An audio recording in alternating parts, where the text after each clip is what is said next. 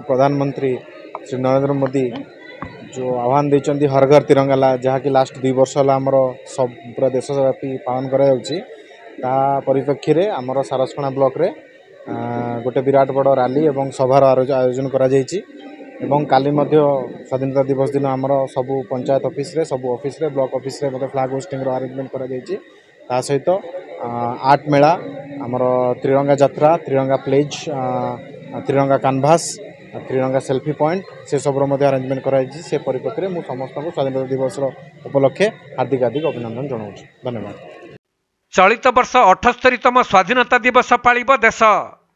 तेबे प्रधानमंत्री नरेंद्र मोदी आह्वान क्रमे अगस्ट 13 तारिख रु 15 तारिख पर्यंत प्रति घरे हर घर त्रिरंगा कार्यक्रम अनुष्ठित हेउछि।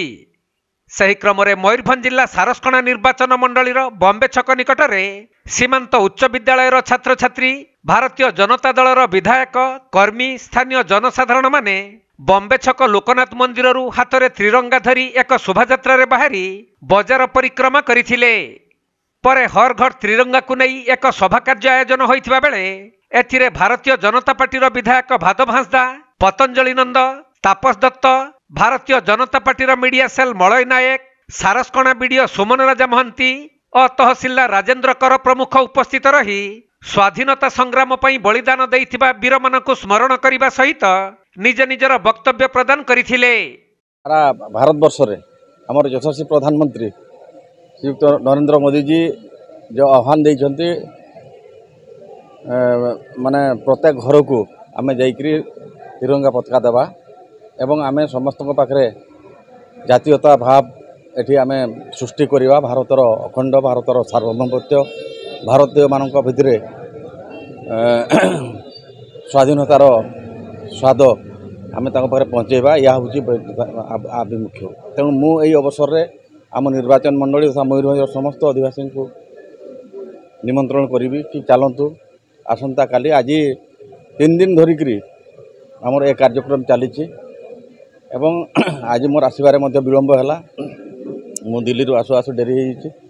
एवं एथिरे आमर युवक माने आमर स्कूल छात्र छात्री ठू आरंभ कर समस्त बुद्धिजीवी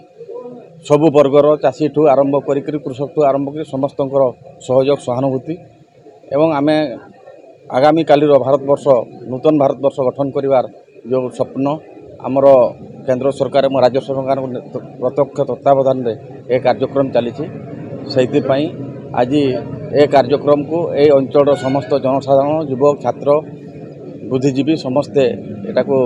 सफल रूपायन कर मु समस्त को मो तरफ मो निर्वाचन मंडली तरफ समस्त कृतज्ञता एवं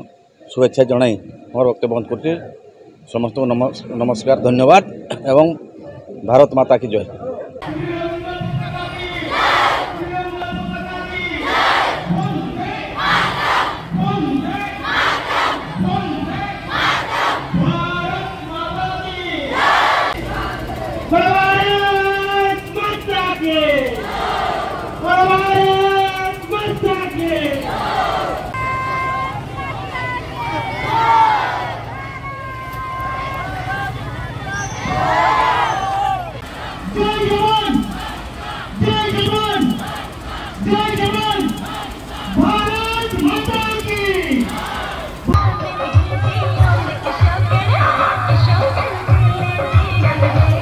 मयूरभंज जिला सारसकणारू तपन कुमार दंडपाटंक रिपोर्ट कोणार्क लाइव।